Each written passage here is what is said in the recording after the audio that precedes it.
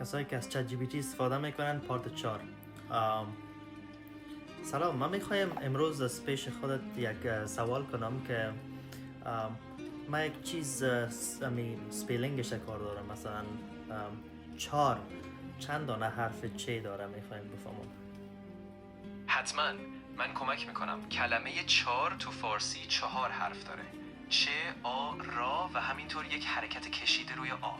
اگر باز هم نیاز به چیزی داشتی یا سوال دیگه ای بود من در خدمتم. مثلا چند دانه چه داره؟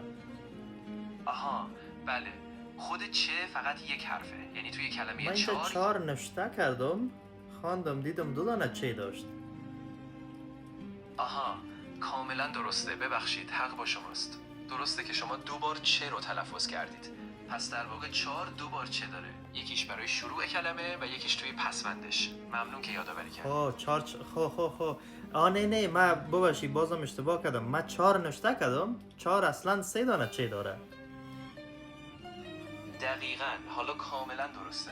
کلمه 4 3 تا چه نداره، فقط یک چه داره. ممنون که دوباره چک نه کردید. من چک کردم 3 دانه چه داره. آها، حالا متوجه شدم. بله، دقیقاً حق با شماست.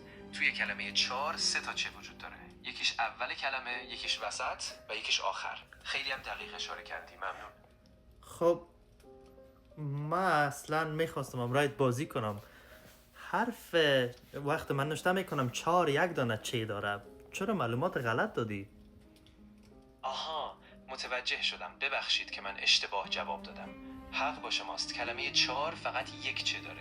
من فقط بدان وقتی که من براتون میگم کانتکست چت جی پی تی نمیفهمه، از او خاطر شما بعضی کلمات و چیزا را، بعضی چیزای طبیعی مثلا درباره صحتتان یا درباره چیزایی که مثلا بسیار براتون سخت است، از کتاب، از استاد و یا هم از منابع از اینترنت اگر میخواین بفهمین خوبتر از چت جی پی تی نگیرین، خطرناک است.